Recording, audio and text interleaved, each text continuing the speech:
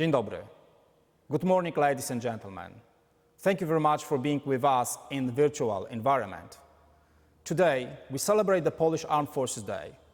On August 15 each year, the entire Poland commemorates the anniversary of the 1920 Battle of Warsaw.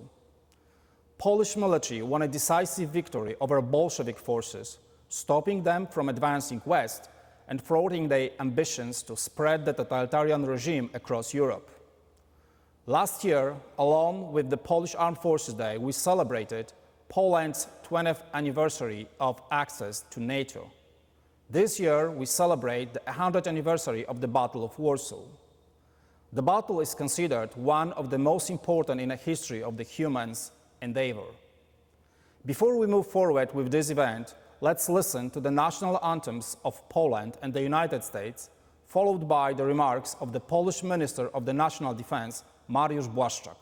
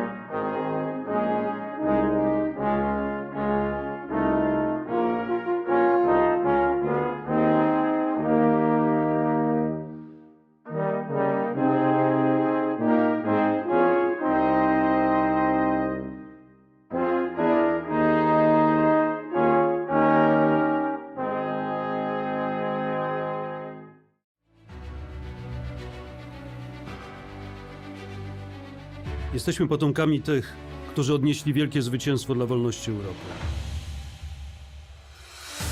W sierpniu 1920 roku rozegrała się bitwa decydująca o losach Polski i Europy. Polski żołnierz bronił stolicy odrodzonej Rzeczypospolitej przed bolszewicką nawałą. Wspólny cel połączył wszystkich. Od najwyższych dowódców poszeregowych żołnierzy, kapelanów, ochotników i ochotniczki. Pod Ossowem, w tym uświęconym krwią obrońców ojczyzny miejscu powstanie Muzeum Bitwy Warszawskiej. Będzie symbolem naszej pamięci o bohaterskich przodkach, dla których niepodległość Polski była najważniejsza. Muzeum przeniesie nas w czasie. Zobaczymy bezcenne pamiątki, polskie chorągwie i sztandary, broń, odznaczenia i trofea wojenne. Na olbrzymim placu przed muzeum będziemy oglądać rekonstrukcje historyczne, a nad dawnym polem bitwy będą powiewać biało-czerwone proporcje. Na pamiątkę Bitwy Warszawskiej, pierwszego wielkiego zwycięstwa wolnego świata nad komunizmem, 15 sierpnia jest świętem Wojska Polskiego. Po 100 latach przypominamy Europie i światu o polskim wkładzie w obronę najwyższych wartości: wolności, godności człowieka i prawie narodów do samostanowienia. Świat, jaki znamy, zawdzięczamy bohaterom Bitwy Warszawskiej.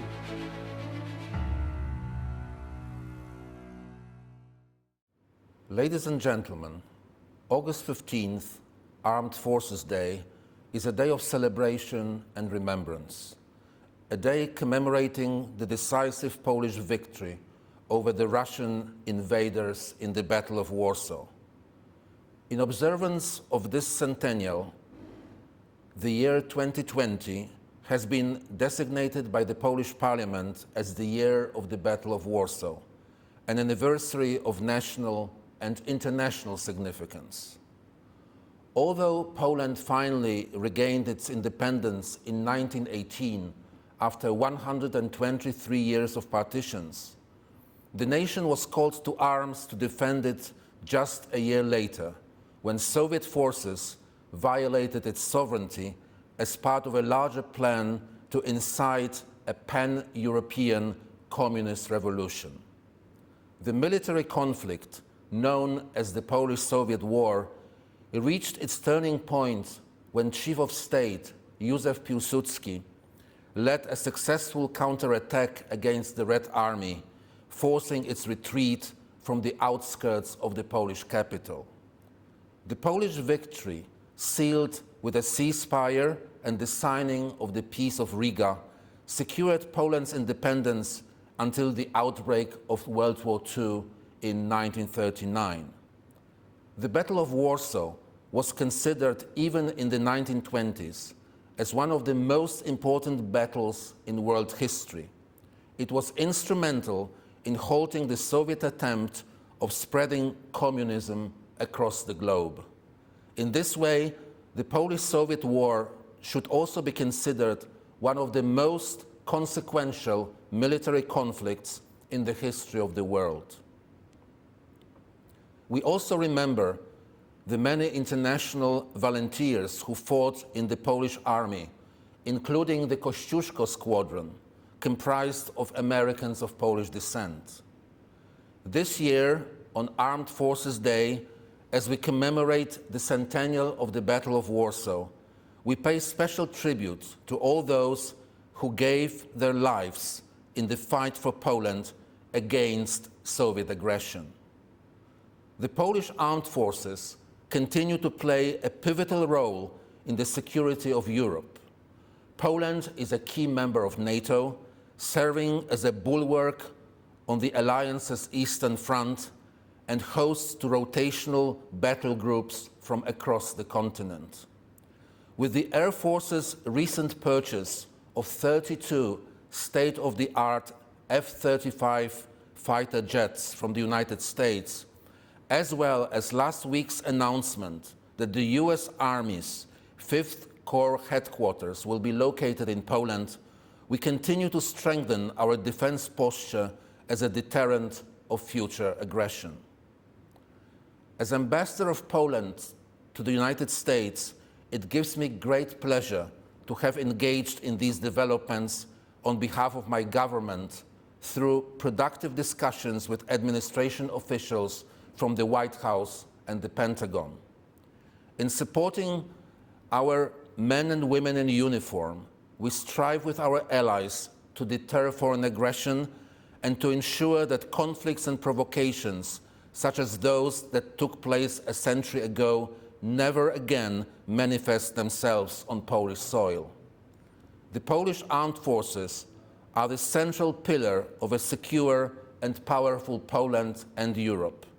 May we continue to honor their memory and bravery and to cherish the freedoms that we enjoy. Thank you.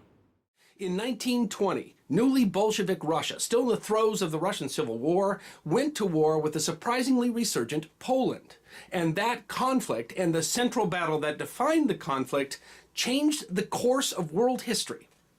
And it deserves to be remembered. The Polish state was officially reconstituted June 28th of 1919 by agreement of the representatives of the victorious allies of the First World War in what was called the Little Treaty of Versailles. But the newly reconstituted Second Polish Republic almost immediately found itself in conflict with its neighbors over its borders. And the most significant of those conflicts was the war with Bolshevik Russia. Marxist revolutionaries had overthrown Tsarist Imperial Russia in 2 revolutions in 1917, immediately sparking a civil war between multiple factions trying to control the future of Russia. One Marxist faction, called the Bolsheviks, meaning literally one of the majority, under the leadership of Vladimir Lenin, had taken control of the central government and had created its own army, called the Red Army. Central to Lenin's thinking was the idea that all of Europe was on the verge of a workers' revolution, and it was the responsibility of the Bolsheviks and their Red Army to facilitate that revolution, at the point of a bayonet if necessary. In 1919, the leadership of Poland decided that they wanted to push their borders as far east as possible, hoping to bond with other Central and Eastern European countries in a federation that could resist any resurgence of Russian or Prussian imperialism. But still in the throes of the Russian Civil War, Vladimir Lenin wanted the Red Army to push west, seeing Poland as a necessary bridge to cross in order to bring workers' revolution to the rest of Europe. By 1920, these competing ambitions resulted in war. The war was initially fought over territory in the Ukraine and Belarus, as both armies rushed to fill the vacuum left by the withdrawal of German troops. Initially, the Polish army was successful driving east, but they suffered a major setback when Russian cavalry broke through the Polish lines during a Russian counterattack in 1920. The Polish front quickly collapsed and their army was in retreat, with major elements at risk of being cut off and annihilated. By August, with the Polish army in disarray and massive Russian armies bearing down on the capital of Warsaw, international observers were predicting the total defeat of Poland was imminent. The Poles were fighting for their very existence, and the Bolsheviks saw the offensive as their singular opportunity. Their propaganda argued that the shortest route to Berlin and Paris was through Warsaw, and Lenin believed that defeating Poland would spark a worldwide revolution. With 24 army divisions at his command and believing the Polish army to be on the brink of collapse, the Russian commander, Mikhail Tukhachevsky, planned to encircle Warsaw and attack from the northwest. With their retreat becoming more organized as their supply lines shortened, the Polish army, under Polish President Józef Piłsudski, formulated a risky plan to regroup for defense, while creating a reserve for a counterattack that hoped to exploit a weak spot that Polish intelligence suspected existed between the Russian western and southwestern fronts. As this would have their armies regrouping close to the front, if they mistimed the Russian attack, their front could collapse in chaos. Russian success on the first day of the battle compelled most foreign diplomats to leave Warsaw, expecting Polish defeat. But on the second day, Polish forces to the north, supported by Poland's few armored cars and tanks, were able to push back Russian forces and disrupt their attack. And the counterattack in the south succeeded beyond all expectations, finding the suspected weak spot between Russian forces and exploiting it, cutting off whole army groups. With communications disrupted, the Russian forces lost cohesion and eventually collapsed into a rout. On the verge of what they thought was victory, they collapsed. Tens of thousands were captured. Thousands of others escaped into East Prussia, where they were interned by the Germans. Some 125,000 Russian troops were killed, wounded, or captured. Polish losses were less than a third of that. Essentially, the Russian defeat at the Battle of Warsaw forestalled Soviet goals of exporting their revolution for a generation. But how important is that really? Because in 1939, Poland was overrun by the combined forces of Nazi Germany and Soviet Russia and ended the war under Soviet domination. But in a broader sense, had Russia taken Warsaw in 1920, then Eastern Europe might have fallen under Soviet sway more than 2 decades ahead of when they really did. And not only that, but that revolution might have spread much further, through Germany or France or even Great Britain. And if that had happened, might that have prevented the rise of Nazi Germany and prevented the Second World War? Or might it have sparked a broader conflict in Europe more than 2 decades before it actually occurred? The entire history of the continent would have been different had the Russians won a battle that everyone expected them to win. On that battle turned the course of history, and it deserves to be remembered. Ladies and gentlemen, the Polish-Bolshevik War is also the great example of the unique Polish-American military cooperation. The story wouldn't be complete without underlining the great efforts of the Polish-American volunteers from the United States and Canada who enrolled to the Polish army in France. From Pittsburgh to Chicago, from Worcester to Omaha, these young Polish men came to assistance of their homeland, eager to contribute in any way they could. With help from the Canadian military, 22,000 volunteers were trained in Niagara-on-the-Lake in Canada before being sent to France. At the end of the First World War, they were recognized as an independent, allied army with their own Polish leadership. This highly trained and well-equipped so-called Blue Army was deployed to Poland and played a pivotal role in gaining victory over Soviets at the Battle of Warsaw in 1920 and the whole war in 1921. After returning to the United States, they established the Polish Army Veteran Association here in their second homeland, cherishing the tradition of the Polish military for almost 100 years. Polish people were not alone at that time of fighting with Soviets. 17 brave American aviators joined the Polish Air Force and fought shoulder to shoulder with Polish airmen as a Kościuszko Squadron. Lieutenant Colonel Cedric Flantroy, Captain Marian Cooper, Lieutenant Elliot Chess, among others brave Americans, joined the fights in 1919 and made valiant effort during the siege of Lviv, led by Red Army Red Cossacks. They conducted numerous reconnaissance and attack missions, which, according to the Polish military reports from that time, ultimately changed the outcome of the battle. Unfortunately, 3 of them paid ultimate sacrifice for our freedom. 11 were awarded the highest Polish combat decoration, Virtuti Militari, which is the equivalent of the Medal of Honor. The memory of these pilots has continued to this day.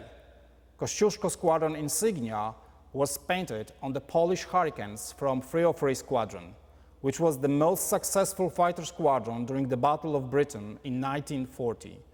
Today, the same insignia is kept on the Polish MiG-29 from 23rd Fighter Base. Today, Poland is proud to be a member of the most powerful and effective alliance in the world, NATO. The Polish armed forces are currently undergoing the profound modernization program. We are going to grow in numbers and combat capabilities. The last decision of our parliament to increase the military expenditure to 2.5% of our national GDP means that probably for the first time in our history, we'll have enough financial resources to support such as ambitious plans as purchase of the Patriot and HIMARS weapon system, as well as F-35 fighters. The political declarations signed recently by President Andrzej Duda and President Donald Trump, the conclusion of the Defense Cooperation Agreement negotiation, will make our relation even stronger. 1,000 above current 4,500 US military personnel will deploy to Poland next year. Military cooperation between our countries is stronger today than ever before. This year, in difficult conditions on the pandemic, the US military conducted the Defender 2020 exercise on the Polish soil. It was a great signal of the United States' commitment to NATO deterrence and the military interoperability.